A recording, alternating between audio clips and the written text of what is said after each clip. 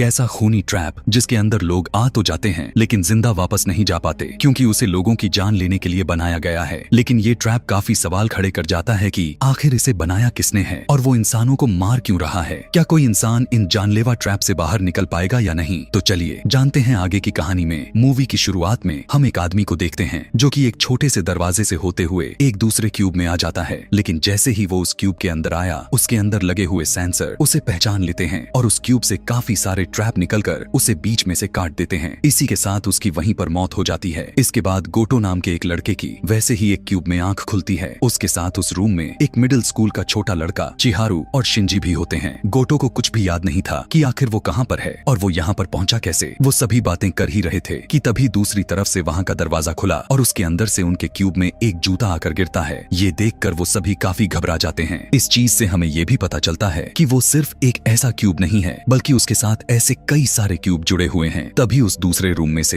Hiroshi नाम का आदमी उनके क्यूब में आ गया। शिंजी उसे इस क्यूब के बारे में पूछने की कोशिश करता है लेकिन वो उसका कोई भी जवाब नहीं देता और सीढ़ियों से ऊपर जाकर वहाँ का दरवाजा खोल देता है। जैसे ही वो दरवाजा खुला, उसके अंदर से उसी आदमी की लाश नीचे आकर गिरती है जिसे हमने मूवी की शुरुआत में देखा था। उसकी लाश देखकर वहाँ के सभी लोग काफी ज्यादा घबरा जाते हैं। इतने में ही एक दूसरा दरवाजा खुलता है और उनके क्यूब में असाको नाम की एक लड़की भी आ जाती है। इसके बाद शिंजी वहाँ से भागकर दूसरे क्यूब में जाने की कोशिश करता है लेकिन हिरोशी ने उसे वहीं पर रोक लिया। वो सबसे पहले अपना जूता उस रूम में डालता है क्योंकि ऐसा करके उसे उस क्यूब के ट्रैप के बारे में पता चल जाएगा। हिरोशी का जूता जैसे ही उस क्यूब में गिरा, उस क्यूब में लगे सेंसर उसे स्कैन कर लेते हैं और उस जूते को आग लग जाती है। फिर हिरोशी एक दूसरे क्यूब में अपना जूता डालता है लेकिन वहाँ पर कुछ भी नहीं था, इसलिए हिरोशी के पीछे पीछे सभी उस रूम में चले जाते हैं। वहाँ पर जाते ही असाको उन सबसे उनका नाम पूछने लगती है। बाकी सब उसे अपना नाम बता देते हैं लेकिन हिरोशी उसे अपना नाम बताने में इंटरेस्टिंग तो नहीं था, लेकिन फिर भी वो उसे अपना नाम बता देता है। तभी शिंजी चिल्लाने लगता है क्योंकि उसे लग रहा था कि शायद ये कोई टीवी शो चल रहा है, लेकिन हिरोशी उसे शांत रहने के लिए कहता है। इसके बाद वो फिर से एक दूसरे क्यूब का दरवाजा खोलकर उसमें अपना जूता डालता है लेकिन वहाँ पर कोई भी ट्रैप नहीं होता, इसलिए सभी उसके अंदर चले जाते हैं और ऐसे ही करते करते वो काफी सारे क्यूब को अपने जूते की मदद से पार कर लेते हैं। जैसे ही हिरोशी एक और क्यूब में अपना जूता डालता है, वो देखता है कि वहाँ पर भी ट्रैप लगा हुआ था। तभी गोटो उस दरवाजे पर लिखे कुछ नंबरों को देखता है। फिर हिरोशी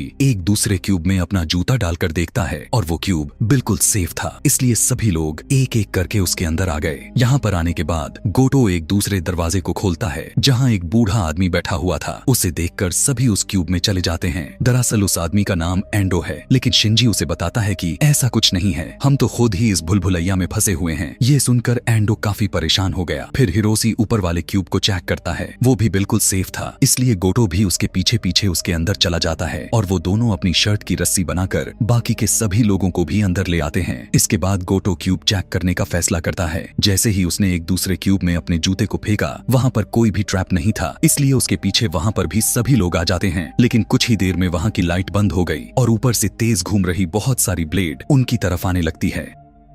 उसे देखकर सभी बहुत ही ज्यादा घबरा जाते हैं। हिरोशी गोटो को नीचे वाला दरवाजा खोलने के लिए कहता है लेकिन गोटो इतना ज्यादा डर गया था कि वो उस दरवाजे को खोल ही नहीं पाता कि तभी चिहारू जल्दी से उस दरवाजे को खोल देता है और सभी उसके अंदर आ गए और सबकी जान बच जाती है। वहाँ पर आने के बाद हिरोशी गोटो पर बहुत गुस्सा करता है क्योंकि उसकी वजह से आज वो सभी लोग मरने वाले थे। इसके बाद सभी उसी रूम में बैठ गए। तभी चिहारू कुछ कैलकुलेशन करता है क्योंकि उसने भी उन दरवाजों पर लिखे नंबरों को देखा था। उसे ऐसा करते हुए देखकर गोटो भी उसकी मदद करता है। वो दोनों देखते हैं कि जिस भी क्यूब में ट्रैप थे उस रूम के दरवाजे पर प्राइम नंबर लिखा हुआ था और जिस में ट्रैप नहीं थे उस क्यूब के सारे नंबर इवन थे। ये सुनकर एंडो उन्हें कहता है कि आखिर तुम्हारे पास क्या सबूत है, या तो तुम साबित करके दिखाओ कि ये सही है। इसलिए गोटो बिना हिचकिचाते हुए दूसरे क्यूब में कूद जाता है जहाँ पर सारे नंबर इवन थे, इसलिए वहाँ पर एक भी ट्रैप नहीं होता। ये देखकर सभी बहुत ही ज्यादा खुश हो जाते हैं और ऐसे ही इवन और प्राइम नंबर को देखते हुए काफी सारे क्यूब को भी एक एक करके पार कर लेते हैं। तभी वो एक ऐसे क्यूब में पहुंच गए जहाँ के क्यूब के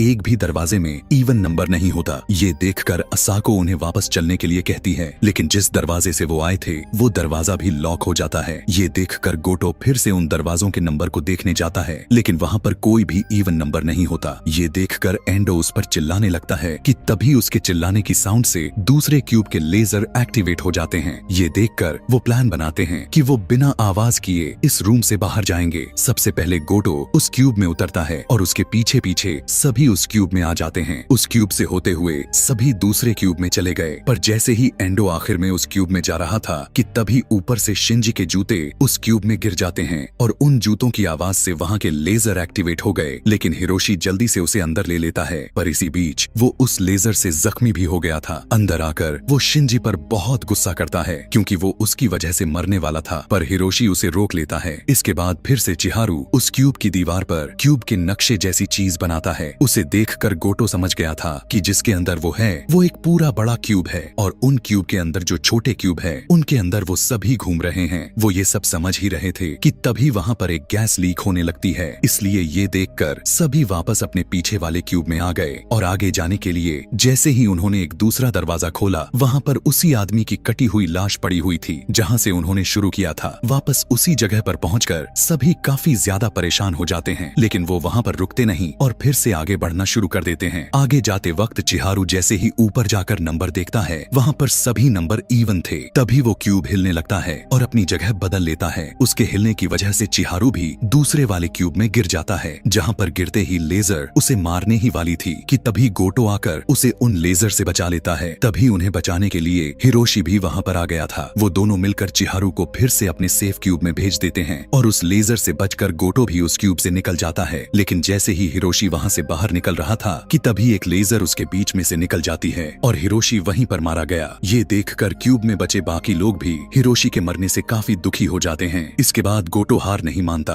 और फिर से अपनी कैलकुलेशन करने लग गया। काफी कोशिश करने के बाद वो क्यूब की वाई, एक्स और जेड डायमेंशन निकाल लेता है। वो सभी को बताता है कि शायद इसके बाद हमें 4 क्यूब को पार करना होगा। इसके बाद हमें वहां से बाहर निकलने का रास्ता मिल जाएगा। लेकिन इस बात का भी कोई पक्का सबूत नहीं था कि अगले 4 क्यूब को पार करने के बाद वो यहाँ से बाहर निकल जाएंगे, पर फिर भी वो आगे जाने का फैसला करते हैं। सभी लोग एक दूसरे क्यूब के नंबर देखकर उसके अंदर चले गए। वहाँ पर एंडो गोटो से कहता है कि मैं बहुत बुरा इंसान हूँ क्योंकि मैंने मेरी जिंदगी में काफी बुरे काम किए हैं और मुझे लगता है कि मैं यहाँ पर मेरे पापों का पश्चाताप करने के लिए हूँ। वो गोटो को ये सब बोल ही रहा था कि तभी वो क्यूब 2 हिस्सों में बट जाता है, जहाँ पर एंडो और शिंजी दोनों गोटो और बाकी 2 लोगों से अलग हो जाते हैं। उधर अब एंडो भी दूसरे क्यूब में चला गया और शिंजी भी उसके पीछे पीछे उसी क्यूब में चला जाता है। इधर गोटो भी उस क्यूब से दूसरे क्यूब में चला गया। वहाँ पर जाकर उसे एक लाइट स्कैन करती है और उसके सामने एक वीडियो चलने लगती है जिसके अंदर वो देखता है कि उसका छोटा भाई एक बिल्डिंग के ऊपर खड़ा था और कूदने ही वाला था कि तभी वहां पर गोटो भी आ जाता है। वो उसे काफी रोकने की कोशिश करता है, लेकिन उसका छोटा भाई अपनी जिंदगी से इतना ज्यादा तंग आ गया था कि वो गोटो के रोकने के बावजूद भी उस बिल्डिंग से कूद गया। ये देखकर गोटो उस क्यूब में बहुत ही जोर जोर से चिल्लाने लगता है क्योंकि ये उसकी जिंदगी की सबसे बुरी याद थी और वो इसे फिर से कभी भी देखना नहीं चाहता था। उसे ऐसा करते हुए देखकर चिहारू भी काफी ज्यादा घबरा जाता है। उधर फिर से हम एंडो और शिंजी को देखते हैं। दूसरे क्यूब में जाते वक्त उन दोनों में फिर से बहस हो जाती है। गुस्से में आकर शिंजी एंडो का मुंह उस दरवाजे के बीच में देकर बहुत मारता है, जिससे कि उसकी वहीं पर मौत हो जाती है और शिंजी अपना बदला भी ले लेता है क्योंकि वो काफी टाइम से एंडो को मारना चाहता था। इसके बाद हम फिर से गोटो को देखते हैं जो कि वहां से निकलने के लिए कैलकुलेशन कर रहा था। तभी उसके पास चिहारू भी आ जाता है। वो उसके पास आकर रोने लगा और उसे कहता है कि मैं जानता हूँ कि उसने खुद की जान क्यों ली थी। इतना कहने के बाद वो नीचे का दरवाजा खोलकर वहां कूद जाता है, लेकिन इस बार गोटो शांत नहीं रहता। वो जल्दी से चिहारू के नीचे गिरने से पहले ही उसका हाथ पकड़ लेता है और वो देखता है कि उसके हाथ पर चोट के निशान थे। गोटो उसे ऊपर ले आया। चिहारू उसके गले लगकर बहुत रोता है क्योंकि वो भी गोटो के भाई की तरह इस दुनिया से तंग आ गया था। बाहर के लोग उसे बहुत मारते थे। तभी असाको एक दरवाजा खोल देती है जो कि उस क्यूब का आखिरी दरवाजा होता है। गोटो और चिहारू दोनों वहां से बाहर निकलने का रास्ता देखते हैं, लेकिन वहां पर दूर दूर तक कोई भी रास्ता नहीं था। उस ऊंचाई को नापने के लिए गोटो अपना जूता नीचे फेंकता है जो कि पूरे 3 सेकंड में नीचे गिरता है। ये देखकर गोटो उस ऊंचाई की कैलकुलेशन करता है जो कि 50 मीटर की ऊंचाई आ रही थी, यानी कि अगर वो वहां से कूदे तो मारे जाएंगे। तभी वहां पर वो एक मूविंग क्यूब देखते हैं और साथ ही थोड़ा दूर एक बाहर जाने के लिए रास्ता भी था। वो मूविंग क्यूब बार बार उस बाहर जाने वाले रास्ते के साथ जुड़ रहा था, इसलिए वो प्लान बनाते हैं कि अब उन्हें वहां से बाहर निकलने के लिए 999 वाले क्यूब तक पहुंचना होगा, तभी वो उस मूविंग क्यूब तक पहुंच पाएंगे। फिर अंदर क्यूब में खड़ी असाको उन्हें बताती है कि हमारे रास्ते में 999 क्यूब आया था, यानी कि अब हमें वापस जाकर उस क्यूब को ढूंढना होगा। इसलिए सभी उस क्यूब को ढूंढने के लिए वापस जाने लगते हैं। जैसे ही वो थोड़ा आगे गए उन्हें शिंजी भी मिल जाता है। वो भी उन्हें देखकर बहुत ही ज्यादा खुश था, लेकिन एंडो उसके साथ नहीं था। ये देखकर गोटो उससे एंडो के बारे में पूछता है, जिस पर शिंजी भोला सा चेहरा बनाकर उसे कहता है कि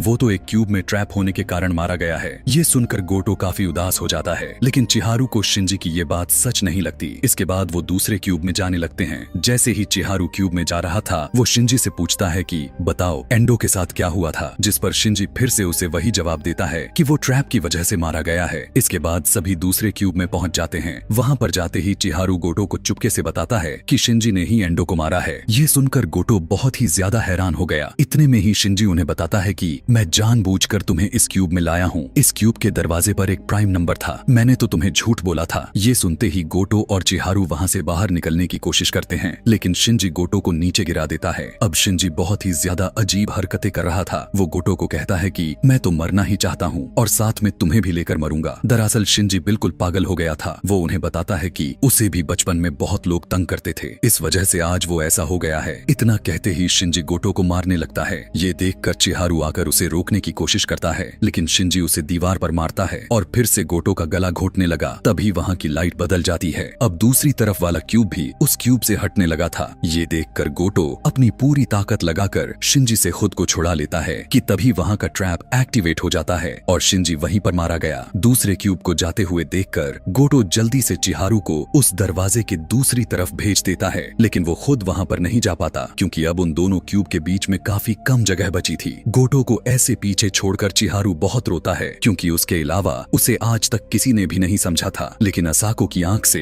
एक भी आंसू नहीं निकलता। इसके बाद उनका क्यूब उस बाहर जाने वाले रास्ते से जाकर लग जाता है। जैसे ही चिहारू ने दरवाजा खोला, वो अपने सामने खुद की आजादी को देखता है। चिहारू उस क्यूब से उतरकर वहां से जाने लगता है, लेकिन असाको उसके साथ नहीं जाती और इतने में ही वो क्यूब फिर से उस दरवाजे से अलग हो गया। फिर हम गोटो को देखते हैं जो कि अभी भी जिंदा था। तभी हम असाको को भी देखते हैं। दरअसल असाको एक रोबोट है जिसकी आंखों में उन्हीं लोगों की तस्वीरें चल रही थी जो कि इस क्यूब से बाहर निकलने की कोशिश कर रहे थे। उधर फिर से उस क्यूब के अंदर काफी सारे लोग होते हैं जिनके पास असाको बिल्कुल वैसे ही आती है जैसे वो पिछले ग्रुप के पास गई थी। यानी कि अब एक बार फिर से ये खूनी खेल शुरू होने वाला है। इसी के साथ ये मूवी यहीं पर खत्म हो जाती है। ऐसे ही और भी मूवी देखने के लिए चैनल को सब्सक्राइब करना ना भूलें। Thanks for watching.